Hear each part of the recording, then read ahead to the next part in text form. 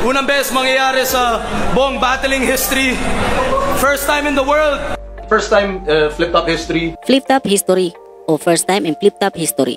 Mga kaganapang di mo akalaing magaganap sa flip-top o di naman kaya ay pinagplanuhan na pero hindi alam ni Sir Enigma. Meron din namang sa mismong laban na nangyari.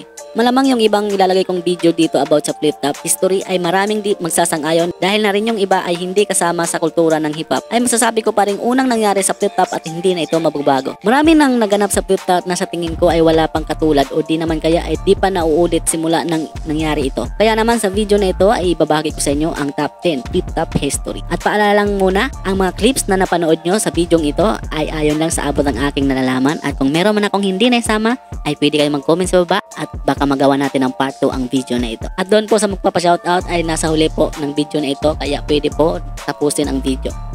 Simulan na natin. Let's go!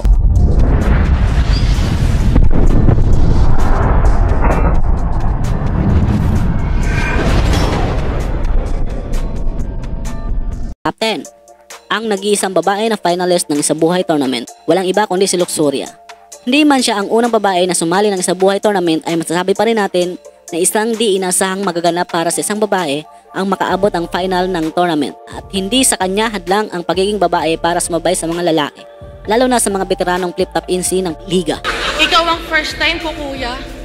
Hindi kita malilimutan. Pero kahit itodo mo, upuan lang kita sa mukha para gawin yung trono ko! Sige, subukan mo akong tanongin ng, are you lost, baby girl? Sasapakin ko ulo mo! Top 9. Laplapan sa battle. Shaboy and Sardeo Love Team. Ito na ata ang pinaka nakakadiring pangyayari sa flip-top. Although meron ngang naganap na hubaran at bastusan dito sa liga ay masasabi pa rin natin na walang katulad ang nangyari na ito. Yung ginawa ni Husky, Negativo at Harty ay masasabi kong katuwaan lang naman at di naman talaga nakakadiri. Pero yung nakipaghalikan ka sa kapwa mo lalaki ay isa na ata sa mga nakakadiring makita. Hindi ko na ipakita ang kissing scenes. Kung gusto nyo mapanood ay bisitahin nyo lang ang flip-top channel. Sasabihin mo na wala nagmamahal sa akin. Pucha magtigil. Oo na, eto na nga. Jowa Rebel! Jowa Rebel! Asan ka, putang ina mo ka? Baby! Ah!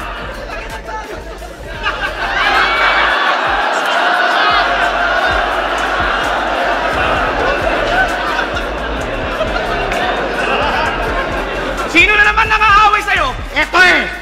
Putang ina, wait lang. Subo mo muna yung candy ko. Putang ina mo, ano? Sino nagsasabing walang jowa to si Deo ngayon nandito na ako? Oh! Ha, nandito na kami dalawa. Tangina! Hindi mo yun kaya! Kahit magawa mo yun, tangina! Nauna pa rin ako sa kanya. O tama na, putang ina mo. Ito ba? Yung husky nyo! Yung husky nyo, dinog show ko na! Puta, tinapos ko to ng malinis! Kaya bago pa sabihin ni Enigma na puta, tanggal ka na! Pwede na ako magbihis! Ah! Flip-top! Magingay!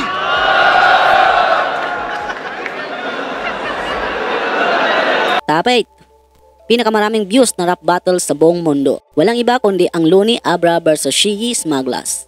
Na umabot nga sa ngayon ang total views na 58 million at nangunguna pa nito sa mga may pinakamaraming views sa video ng flip-top. At pumapangalawa nga dito ang Senyo vs Shiggy na merong 56 million views. Isa nga ang battle na ito sa mga nagpakilala sa flip-top sa buong mundo.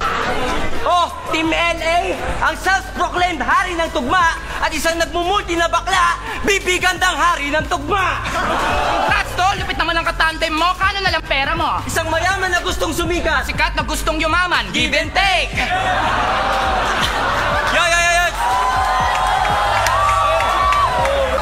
Tinabak-tabakan ko na to dati, ikaw? Sasabatusin na lang. Yung lintek na malatek na ng mga technique ni Smaglas ay peke. Parang duplika lang. Kinokopy yung saktong flow ni Tech 9 tas tatagalugin niya lang. dinadaan mo lang sa bilis para ka snatcher dun sa rekto. Puro ingay na walang laman, parang lata sa tumbang preso. Hoy, hoy, hoy, pukay ng ina mo, ubod ka ng fake. Puro puta pete yung bumubuta sa page. Pumatay ka sana sa bangungot o sa AIDS. Magpataya ka na lang ng ending, kaya ka lang naman nag-trending kasi nahulog ka sa stage.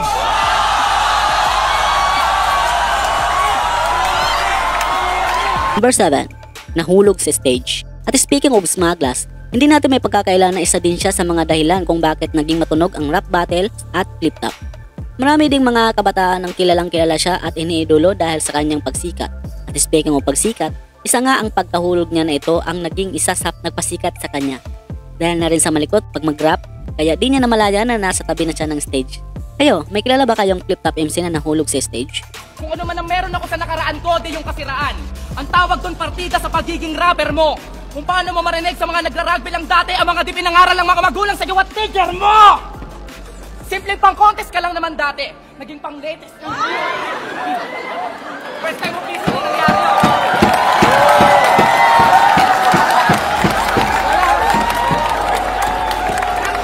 Anorin nyo tao, anorin nyo. Teka lang, natagan ako si Balaki.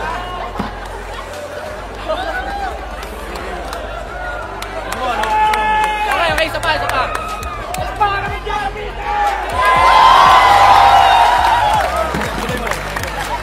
Number 6, ang nag-isang kauna-unahang 5-on-5 battle hindi lang sa Pilipinas kundi sa buong mundo. At ito nga ay ang naganap sa pagitan ng Central Luzon at Calabar Zone. Sa Central Luzon nga ay kinakabilangan ni Scientifico, Tipsy D, Nico, Kamandag at Terdy. Samantala sa Calabar Zone naman ay kinakabilangan naman ni Saito, Rapido, Icarus, Missile at Batang Rebelde. Siguro 10 versus 10 na lang ang kulang kasi meron ng 2x2, meron na ding Royal Rumble at 3 versus 3. Ito lang inyong kahinatnan, papaikutin, ibabalibag, ibabalandra. Kaya kahit anong gawin yung pagbangga, hindi nyo kaya tibagin ang depensa pinagsamang abakada at armaletra. Eh kung pektosan kita, hindi porke mas malaking ngipin mo ako ay natibag na.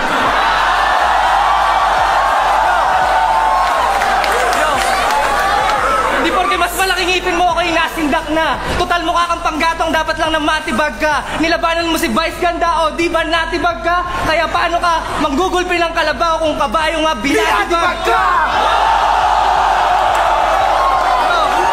Heto, para sa kaalaman ng 5 bulbuling tarantado. Mga makatang saling pusa sa madaling tawag, ambisyoso! Abay, tignan mo nga naman ang mga putang inan to. Hindi pa kilala ang lalaki na ng mga ulo. Mga kupal na sumulpot, mga ekstrang papansin. Mga buraot na hambog, puro bobo naman din. Scientifico, nabasa ko sa isang lumang tabloid na Abante. Kilabot naman kukulam ang kapangyarihan mo ay tae.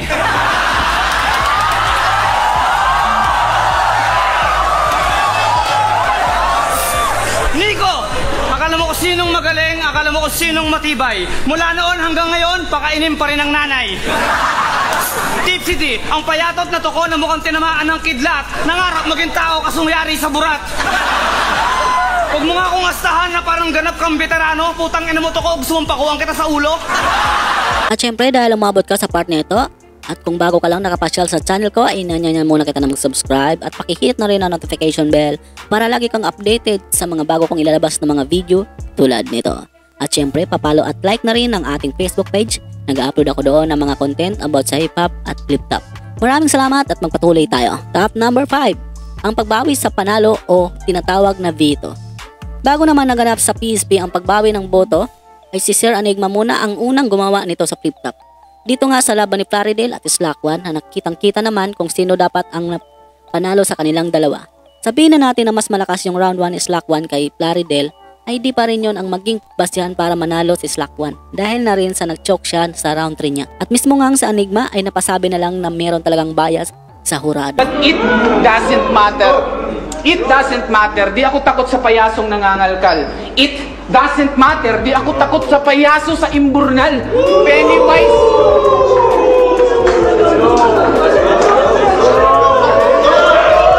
Aking galing ang venue ngayon, kaya tangina mo lumayas ka.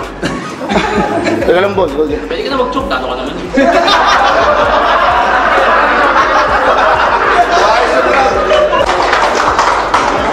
Ang boto ng Horado, makakita talaga kayo ng bias 3-2 magingay para kay Slackwon.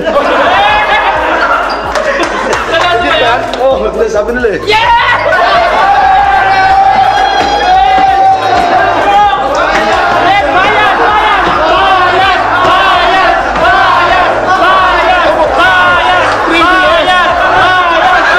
Teka lang! Paano nangyari yun? Malamang narinig nyo yung announcement kanina kung sino nanalo. Nanalo daw si Slack 1. First time flip-top history, kailangan ko talagang i-veto yung judge's decision dito. Simple lang naman, napakalupit ng laban.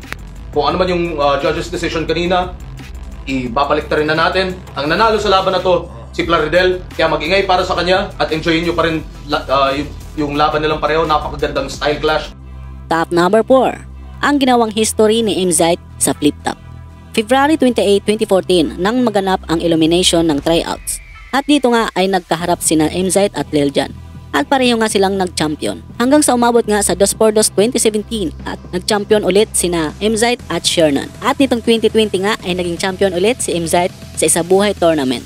Kaya naman isang history para kay MZite ang mag-champion sa mga tournament. John MZite, boto ng Orado, 6-1 para kay MZite. Pero klaro naman, pareho silang pasok, siguradong pasok na sa liga. Shoutout kay Lil Jon. Grabe yung trials na to. Kung pwede lang pareho kayong kampiyon. Papahay pa tayo doon, tayong kampiyon, okay lang ba yun? Di naman bakla yun, no? Yung dalawa yung kampiyon natin. Boto. Okay lang ba yun? Dalawa yung kampiyon natin ngayong gabi. Lil Jon at MZite, pareho kampiyon ng match 6, match 7, di ko maalala. Pero Botong Nomorado, champions ng 2x2 2017, 7-2, Shernan MZite.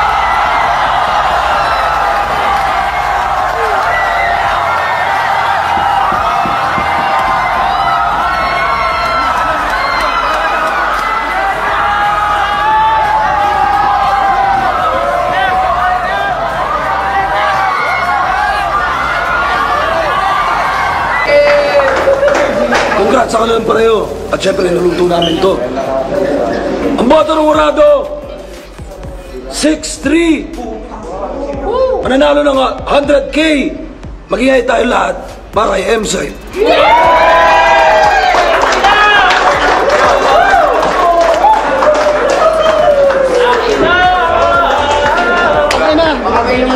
Sana ginawa lang namin best namin. Ate naman ate. 2x2 sa buhay champion. Pasig! History. Maraming salamat. Maraming salamat sa buong. Top number 3, ang ginawang history ni Batas sa flip-top. Ahon 5 nang maganap ang laban ni Batas at Milk Rights sa final ng Isabuhay 2. At si Batas nga ang tinanghal na naging kampiyon ng Isabuhay 2. Pagdating nga ng Isabuhay 3, naganap naman ang laban ni Batas at Romano sa Ahon 6. At nakuha ulit ni Batas ang pagiging back-to-back champion nito.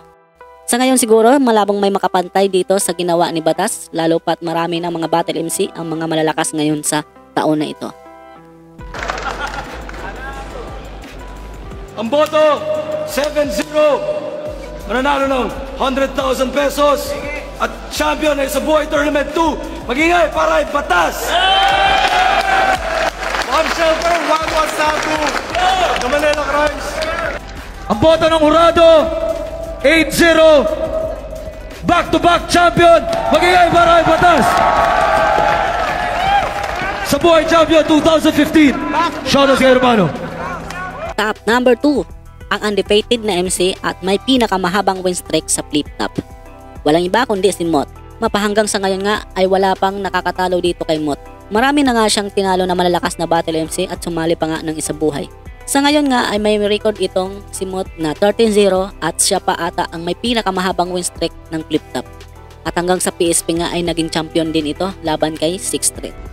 Tinalo mo si Batas, pero nakianagram ka lang din, fittingly. Nakigaya ka lang sa pinaingay kong palabas, magaling ka lang sa mimicry. Habang ako yung baguhan na mas, tumalo ng malalakas.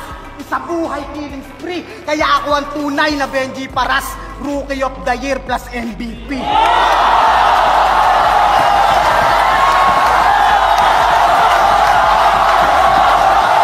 At sa kaliwa naman, Cavite represent para sa inyo. Pagbabalik, mag-iay tayo lahat para kay Mod.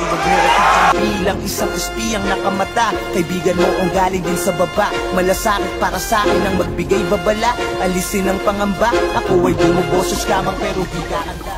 Kaya ang matalo ako, di pa ito ang takdang panahon. Yan ay mananatiling tandang pananong. At bago mo isipin yung hinaharap, isipin mo muna kung sinong hinaharap mo ngayon.